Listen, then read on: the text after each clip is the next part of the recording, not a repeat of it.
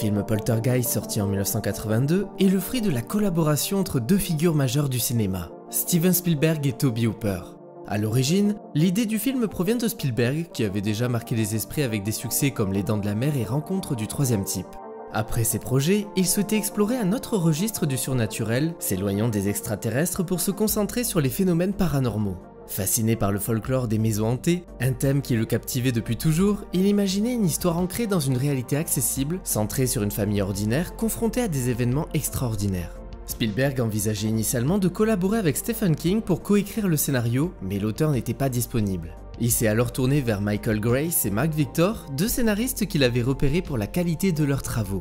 Après leur avoir présenté le film Un nommé Joe et partagé son envie de revisiter ce récit, ce qu'il réalisera plus tard avec Always en 1989, il leur a exposé son concept d'histoire de fantôme.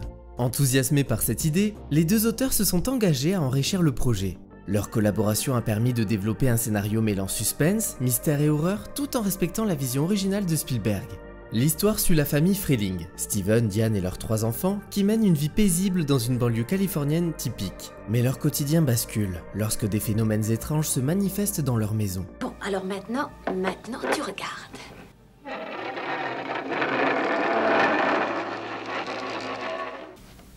Allez, on y va.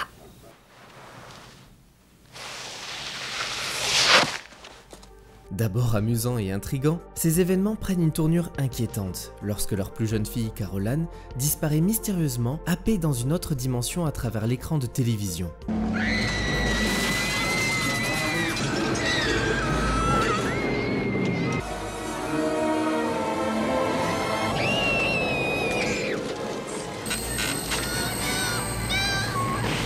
Déterminés à la retrouver, les Freeling font appel à une équipe de parapsychologues dirigée par une médium.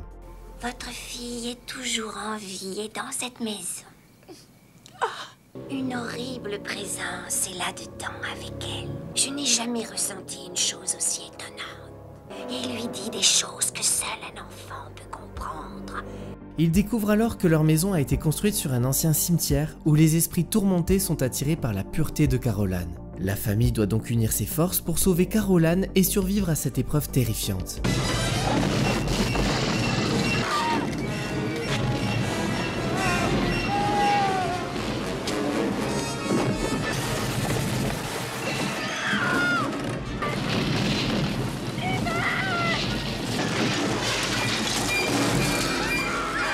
Pour la réalisation, Spielberg a choisi Tobe Hooper, tandis qu'il s'est réservé un rôle actif en tant que producteur, étant sous contrat pour diriger E.T. l'extraterrestre. Bien qu'officiellement non crédité comme réalisateur, il est resté profondément impliqué dans la production, supervisant notamment les effets visuels chez Industrial Light and Magic et influençant de manière significative la direction artistique du film.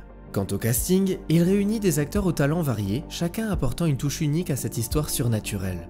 Jo Beth Williams, qui interprète Diane, la mère protectrice et courageuse de la famille, elle avait déjà une carrière solide principalement à la télévision. Elle s'était illustrée dans plusieurs soap-opéras très populaires de l'époque, bâtissant ainsi une réputation d'actrice polyvalente. Craig T. Nelson, qui joue le rôle du père, était principalement connu pour des rôles secondaires à ce moment-là. Il avait fait ses débuts à la télévision dans des séries telles que Drôle de Dame et était également apparu dans des films notables comme Justice pour tous en 1979 aux côtés d'Al Pacino.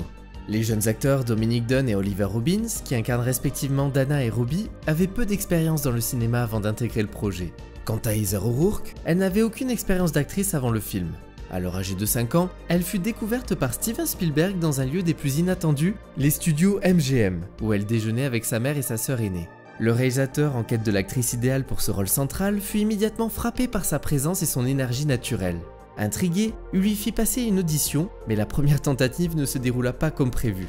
Amusé par la situation, Heather éclatait de rire même dans les scènes effrayantes, ce qui poussa Spielberg à douter sur sa maturité pour incarner un personnage confronté à des événements aussi intenses. Pourtant, il pressentait qu'elle possédait quelque chose de spécial. Déterminé à exploiter ce potentiel, il lui accorda une seconde audition. Cette fois, il lui demanda d'apporter un livre d'histoire effrayante pour s'imprégner de l'atmosphère et de crier de toutes ses forces. Elle s'exécuta si intensément qu'elle finit par pleurer, prouvant ainsi sa capacité à transmettre des émotions profondes. Cette performance convainquit Spielberg qu'il avait trouvé sa Caroline. Le tournage débuta officiellement en mai 1981 pour s'achever au début du mois d'août de la même année. Bien que mené dans des délais relativement courts pour un film intégrant des effets spéciaux complexes, le processus fut marqué par des défis importants. L'atmosphère sur le plateau était influencée par la collaboration étroite, même parfois conflictuelle, entre Spielberg et Hooper, mais nous y reviendrons plus tard. L'un des moments marquants du film où Diane découvre une pyramide de chaises parfaitement empilée dans sa cuisine est un exemple de la créativité de l'équipe technique. Réalisée en une seule prise, sans aucun trucage numérique, cette scène repose sur une synchronisation méticuleuse.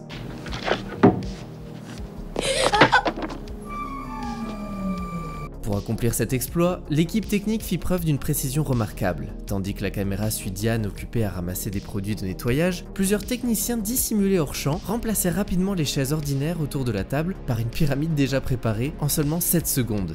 Bon, sinon tout le monde connaît aujourd'hui l'anecdote glaçante autour de la fameuse séquence de la piscine. Lorsque la mère se retrouve piégée dans une eau boueuse, entourée de squelettes, Joe Bess Williams ignorait que ses ossements étaient réels.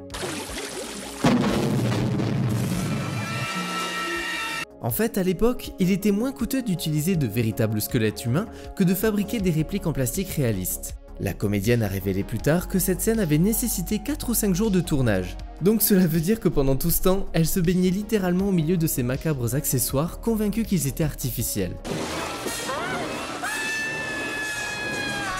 Bien que Steven Spielberg ait collaboré avec Universal pour la plupart de ses succès précédents, ce projet marque une exception notable. Produit sous la bannière de la MGM, reconnaissable à son lion rugissant, il contient un clin d'œil sonore à ce studio. Dans le dernier acte, un rugissement inquiétant se fait entendre. Ce bruit, bien que modifié, est issu du célèbre enregistrement utilisé pour le logo de la MGM, un détail subtil mais astucieux qui relie le film à son studio d'origine. Ce soin du détail ne s'arrête pas là. Dans la scène où un enquêteur s'arrache la chair du visage devant un miroir, les mains à l'écran ne sont pas celles de l'acteur, mais celles de Spielberg lui-même. La médium dotée d'une voix et d'une présence inoubliable interprétée par Zelda Rubinstein est devenue la chouchou des fans. Fait peu connu, l'actrice se considérait elle-même comme une véritable médium. En effet, elle affirmait avoir ressenti des visions prémonitoires tout au long de sa vie, un don qui, selon elle, aurait influencé son interprétation. D'ailleurs, pour décrocher ce rôle, elle a dû auditionner à plusieurs reprises, 4 fois exactement, avant de convaincre totalement l'équipe. Une fois choisie, elle a tourné toutes ses scènes en seulement 6 jours. L'actrice affirmait que ses capacités paranormales avaient impressionné les cinéastes et joué en sa faveur. En dehors de son rôle, elle a partagé des observations troublantes sur l'ambiance du plateau. Elle décrivait même Tobe Hooper comme souvent distrait et ailleurs, laissant entendre qu'il aurait pu être sous l'influence de drogue. Ah!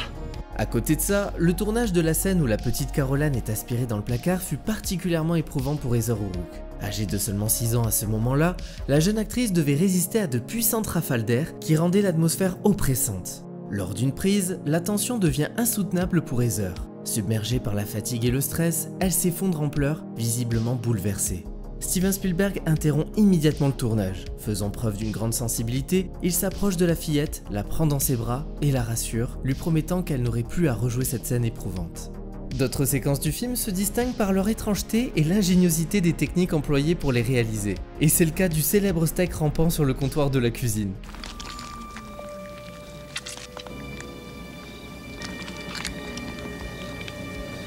Pour donner vie à ce moment, l'équipe a utilisé une méthode ingénieuse. Un véritable morceau de viande fut posé sur une fente discrètement découpée entre les carreaux.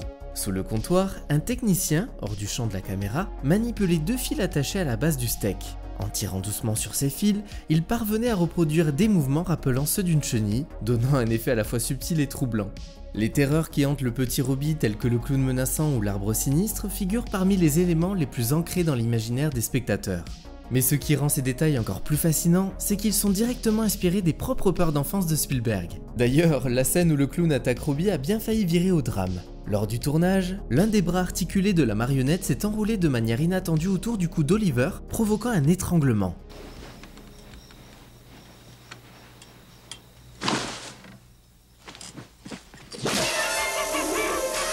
Pensant que le jeune acteur jouait avec intensité, l'équipe n'a pas réagi immédiatement. Ce n'est qu'en voyant le garçon rougir et lutter pour respirer que Spielberg a compris qu'il s'agissait d'un incident grave.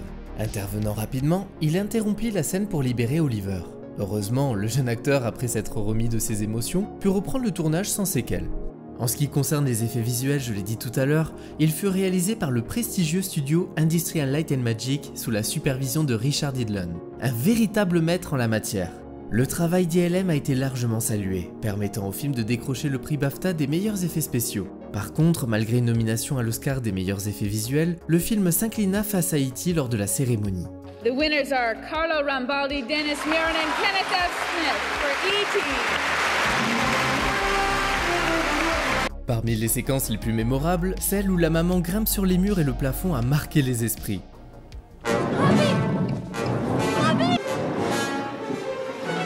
Réalisé à l'aide d'un décor rotatif et d'une caméra fixe, ce procédé, déjà popularisé dans Mariage Royal, pour la fameuse scène où Fred Astaire danse au plafond, a été revisité pour s'adapter au registre horrifique de cette œuvre. Was strapped, he and the camera were strapped to the set so that they rotated, and basically I stayed in place but I had to slide with the set, and we did it over and over and over again, and the people who had built the set had so faithfully recreated the bedroom set that they had even recreated the cottage cheese ceiling, which scraped and scratched me every time I went around. So after about the 20th take, I had sort of scrapes and some blood on my elbows and my knees, which were exposed because of what I was wearing. And I remember I got off and I said, you know, Stephen, I'm bleeding. And he said, it's okay, we can wipe it away, it'll never show. And I said, well, I really appreciate your sympathy. Un autre défi technique résidait dans les effets de lumière, notamment pour représenter le placard de Caroline qui sert de portail vers une autre dimension. Spielberg a souvent décrit la complexité de ces scènes. Il y avait tellement d'effets, des stroboscopes, des spots dignes de Las Vegas, des aquariums remplis d'eau pour diffuser les faisceaux lumineux et 4 grandes éoliennes pour donner un mouvement. L'objectif était de rendre la lumière presque vivante. Une autre prouesse visuelle, c'est celle-ci.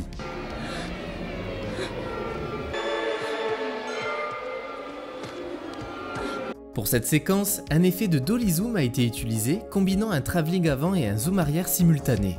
Popularisé par Alfred Hitchcock dans Sueur froide, cet effet crée une impression saisissante de couloirs qui s'allongent et se déforment, renforçant la tension et l'irréalité de la situation.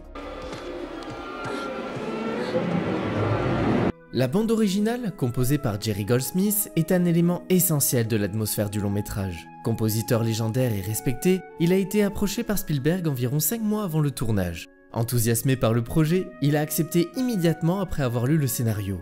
Goldsmith a conçu une partition complexe, alliant un thème enfantin incarnant la douceur de Caroline à des passages plus mystiques et presque religieux pour évoquer les âmes perdues. Spielberg voulait que la musique reflète la dualité des phénomènes paranormaux, à la fois fascinants et effrayants, sans être totalement maléfiques. Poltergeist est sorti aux États-Unis le 4 juin 1982 avant de parvenir en France le 20 octobre de la même année. Ce mélange unique de fantastique et de terreur a immédiatement séduit le public et les critiques, devenant un véritable phénomène culturel.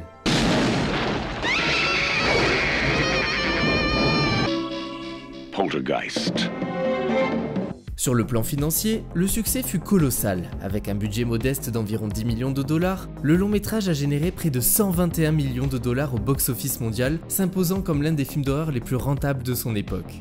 Les critiques ont également été largement positives, saluant la capacité du film à mêler horreur, suspense et drame familial. Les effets spéciaux novateurs et la mise en scène ont été particulièrement applaudis, certains allant jusqu'à qualifier cette œuvre de révolutionnaire pour le genre grâce à son approche accessible et familiale. Depuis sa sortie, le film a été au centre d'un débat animé concernant son véritable réalisateur. Officiellement, Tobe Hooper est crédité à la mise en scène. Cependant, l'implication considérable de Steven Spielberg, producteur et co-scénariste, a souvent alimenté la rumeur selon laquelle il aurait également dirigé une grande partie du long métrage. À l'époque, une clause contractuelle avec Universal empêchait Spielberg de réaliser un autre projet pendant la préparation d'E.T. l'extraterrestre. Hooper fut donc choisi pour prendre les commandes de ce projet.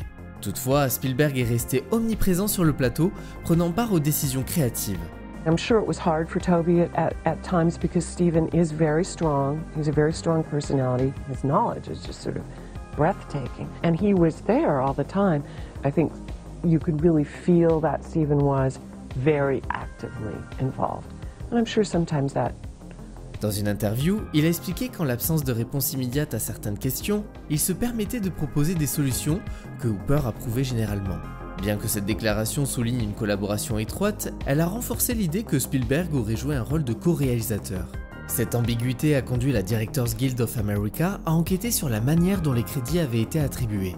Apparemment, MGM avait mis en avant Spielberg de manière disproportionnée dans la promotion du film, éclipsant Hooper.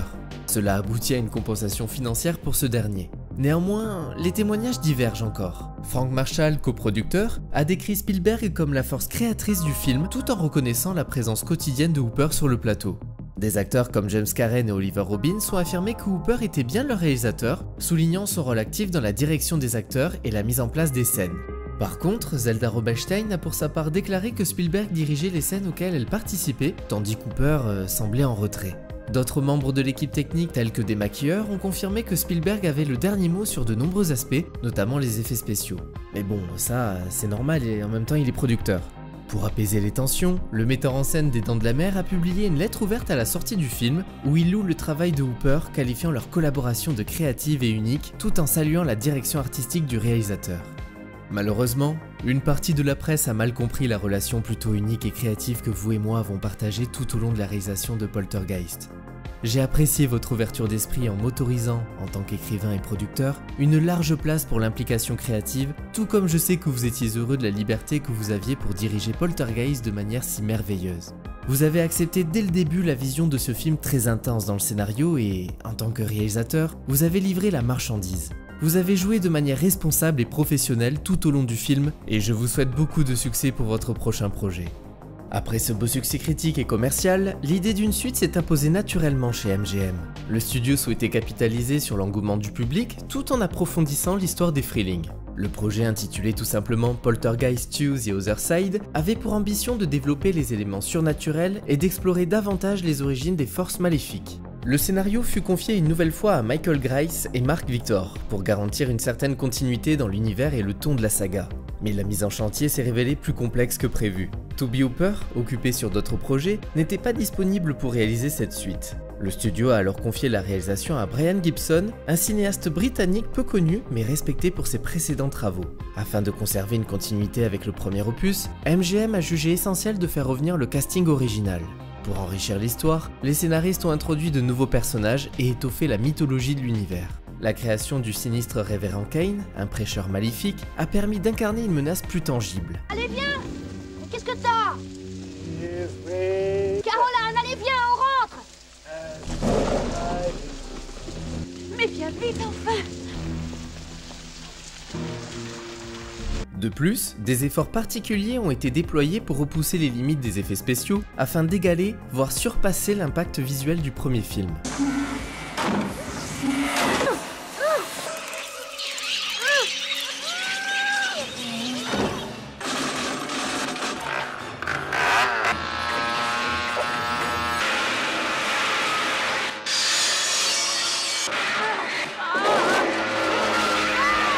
Craig T. Nelson et Joe Beth Williams ont retrouvé leur rôle de Steven et Diane Freeling, tandis qu'Heather O'Rourke et Oliver Robbins reprenaient ceux de Caroline et Robbie.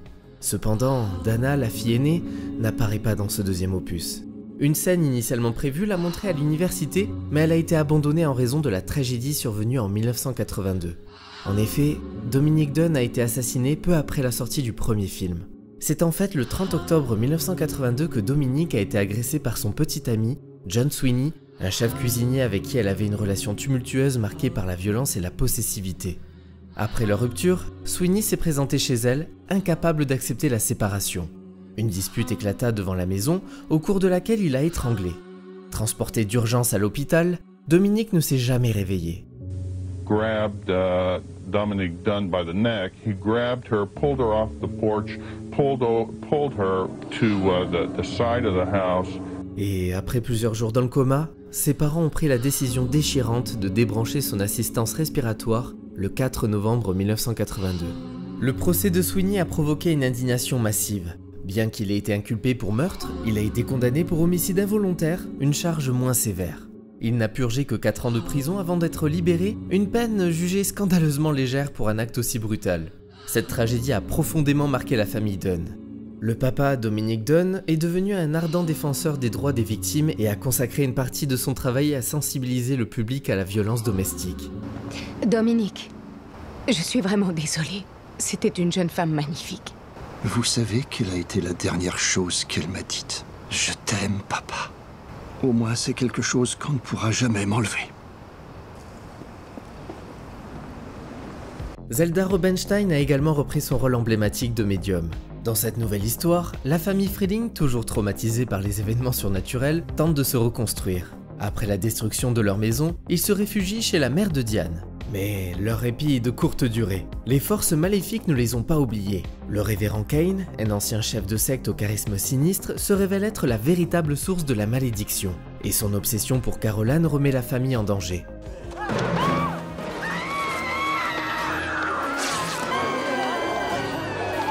Avec l'aide de Tangina Barons, la médium, et d'un chaman nommé Taylor, les Freeling doivent affronter Kane et son entité maléfique. Ce combat les amènera littéralement de l'autre côté, dans un royaume spirituel où se jouera la bataille entre le bien et le mal. Le personnage inquiétant du révérend Henry Kane s'inspire directement de la figure controversée de Jim Jones, un prédicateur américain tristement célèbre pour son rôle dans l'un des drames les plus marquants de l'histoire des sectes. Jim Jones était le fondateur du Temple du Peuple, un mouvement religieux qui a commencé comme une organisation prônant l'égalité raciale et sociale avant de se transformer en une secte destructrice. En 1978, il orchestra l'un des pires suicides collectifs de l'histoire. À Johnston, en Guyane, plus de 900 membres de sa communauté, y compris des enfants, périront en intégrant une boisson empoisonnée sous la pression de Jones. Doté d'un budget de 19 millions de dollars, le tournage de Poltergeist 2 a débuté en mai 1985 à Los Angeles avec un calendrier initial de 64 jours. Les équipes de production ont créé une atmosphère oppressante en multipliant les décors et en explorant de nouveaux lieux, tout en restant fidèles à l'univers du premier volet. Joe Bess Williams a décrit cette expérience comme moins physique que celle du film original. Selon elle, bien que les effets spéciaux soient toujours omniprésents, cette suite mise davantage sur une terreur psychologique que sur des éléments viscéraux. Cependant, certaines pratiques controversées ont refait surface. Une fois encore, des squelettes humains auraient été utilisés pour des raisons de coût, une décision critiquée par plusieurs membres de l'équipe. Certains ont même évoqué l'idée que cela aurait attiré des énergies négatives sur le plateau, car des phénomènes étranges auraient été observés, comme des lampes qui s'éteignaient et s'allumaient toutes seules, et plusieurs personnes ont ressenti un malaise inexplicable lors du tournage de scènes particulièrement surnaturelles. Pour tenter d'apaiser ces tensions, l'acteur Will Sampson, qui incarnait le personnage de Taylor, a proposé de réaliser un véritable exorcisme. Sampson n'était pas seulement acteur, il était également chaman dans la vie réelle, reconnu pour sa pratique spirituelle auprès de plusieurs communautés amérindiennes. L'exorcisme a été organisé dans le plus grand secret. La sécurité du studio a reçu l'ordre de laisser le plateau déverrouillé et sans surveillance une nuit afin qu'il puisse mener le rituel seul dans une atmosphère calme et propice. Selon les récits de l'équipe, il aurait accompli le rituel au milieu de la nuit, récitant des prières et utilisant des cérémonies traditionnelles pour purifier les lieux. Bien que certains membres de l'équipe soient restés sceptiques quant à l'efficacité de l'exorcisme, d'autres ont rapporté qu'ils s'étaient sentis plus détendus et que l'ambiance sur le tournage s'était notablement améliorée par la suite.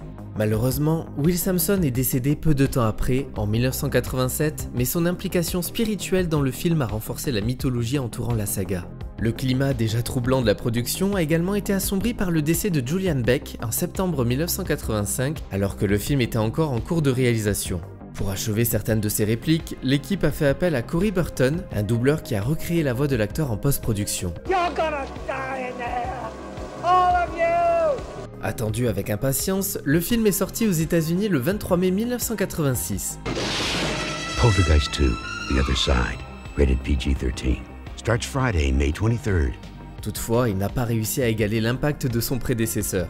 Sur le plan financier, il a connu un succès modéré. Avec un budget de 19 millions de dollars, il a rapporté environ 40 millions en Amérique du Nord et 79 millions à l'international. Du côté des critiques, l'accueil a été mitigé. Si certains journalistes ont salué la performance des acteurs et des effets spéciaux impressionnants, beaucoup ont critiqué un scénario inégal. Jugée trop dépendante des éléments du premier film, l'histoire approfondit la mythologie sans parvenir à recréer l'équilibre entre l'horreur et l'émotion familiale qui avait fait le succès de l'original. Malgré tout, MGM s'est dite satisfaite des résultats financiers et a rapidement lancé la production d'un troisième volet. Mais pour ce nouvel épisode, le studio a pris une direction différente. Abandonnant la maison hantée des Freeling, Poltergeist 3 recentre son récit sur Caroline, désormais sous la garde de sa tante et de son oncle dans un gratte-ciel ultra moderne de Chicago. Espérant offrir un environnement sécurisé à la jeune fille après ses traumatismes, le couple découvre rapidement que le mal n'a pas disparu. Ne te va pas. Tu ne peux plus m'échapper. Le révérend Kane revient hanter Caroline, déterminé à l'entraîner dans l'au-delà.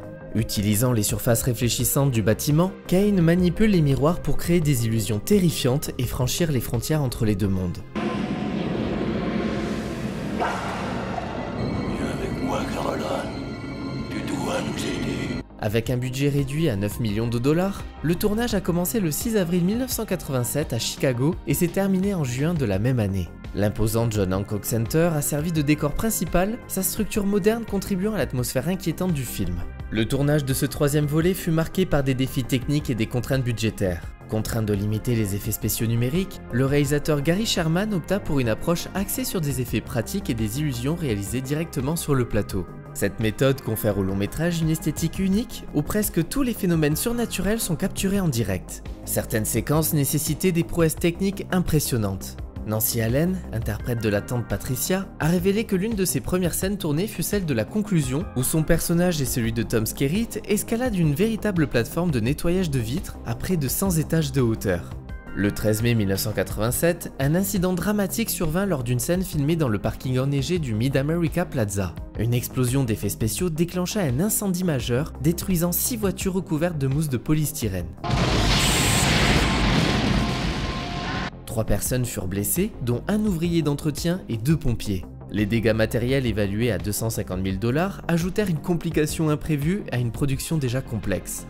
Et comme si ça ne suffisait pas, Heather O'Rourke, alors âgée de 11 ans, affrontait des problèmes de santé pendant le tournage. Souffrant de symptômes semblables à une grippe, elle continua à travailler avec le soutien de l'équipe et bénéficia de soins médicaux. Son état semblait s'améliorer, mais en janvier 1988, son état se dégrada soudainement. Et, contre toute attente, elle décéda le 1er février 1988 à seulement 12 ans, des suites d'un choc septique causé par une occlusion intestinale non diagnostiquée. At the age of 12, Heather O'Rourke had been a Hollywood star for most of her life. She appeared in all 3 Poltergeist movies and on television as well. She was also president of her elementary school class outside of Los Angeles. But Sunday, she became ill with the flu. Yesterday, she got worse, and on the way to the hospital, she died at the age of 12.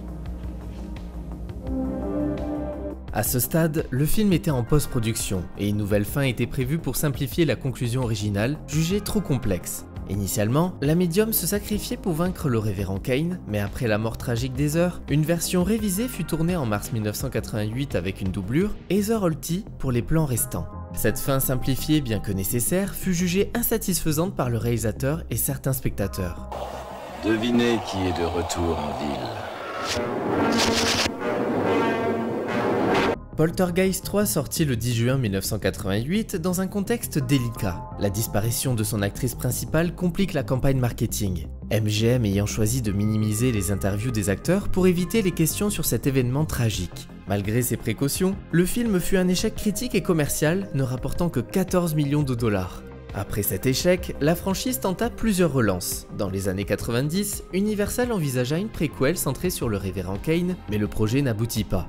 En 2003, MGM développa brièvement un 4e film revenant sur la famille Freeling, avec Hilary Duff pressentie pour jouer Caroline. Toutefois, l'idée fut abandonnée au profit d'un potentiel remake. Et justement, c'est en 2008 qu'MGM officialisa la production d'un remake. Après plusieurs retards dus à des problèmes financiers, le projet fut relancé en 2012 sous la supervision de Sam Raimi. Réalisé par Jill Cannon et sorti en 2015, cette version moderne n'a pas convaincu grand monde. Bien que le film ait généré 95 millions de dollars pour un budget de 35 millions, les critiques furent mitigées, limitant son impact auprès du public. J'ai pas peur. À qui tu parles? Ça ne ressemble pas à un cas de maison hantée comme les autres.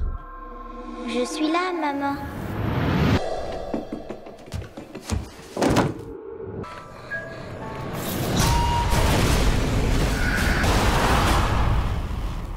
Mais contre toute attente, la saga est sur le point de renaître avec une série télévisée actuellement en développement chez Amazon MGM Studios. Annoncée en octobre 2023, cette adaptation est produite par Amblin Television, la société de Steven Spielberg. Bien que les détails restent confidentiels, il est confirmé que la série se déroulera dans l'univers du film original, promettant de redonner vie à cette saga culte.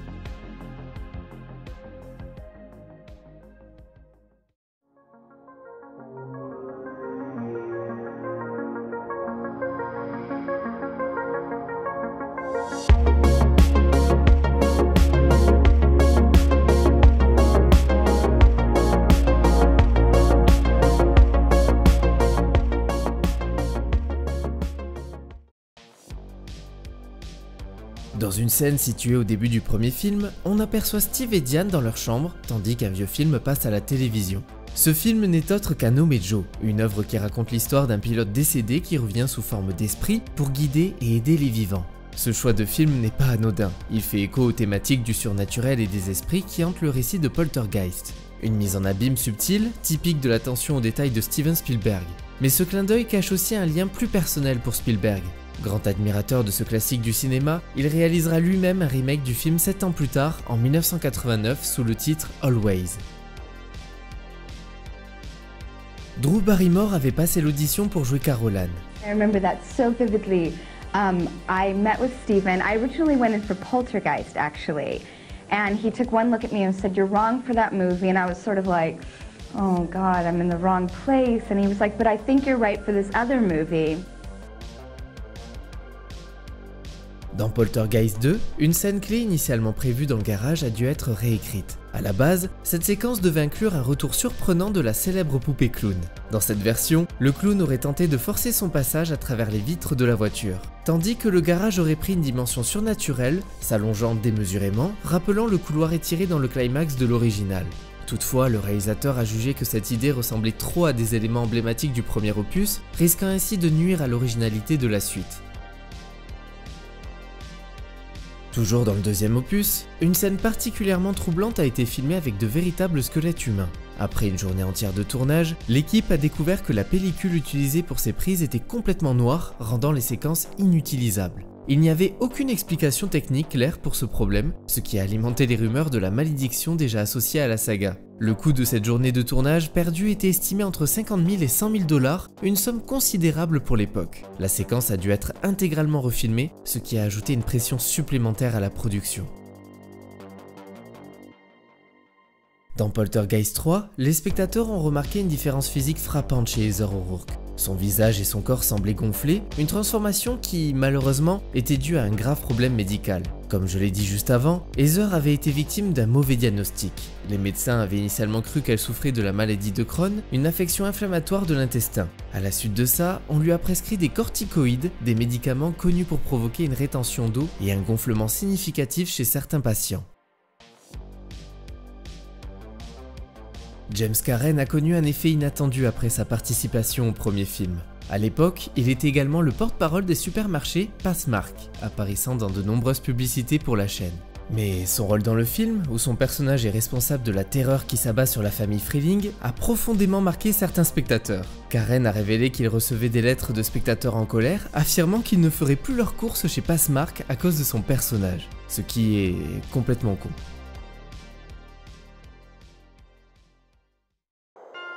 Et voilà, c'est tout pour la trilogie Poltergeist. J'espère que vous avez passé un bon moment et on se retrouve très vite pour de nouvelles rétrospectives. Mais en attendant, n'oubliez pas de commenter, liker et de vous abonner.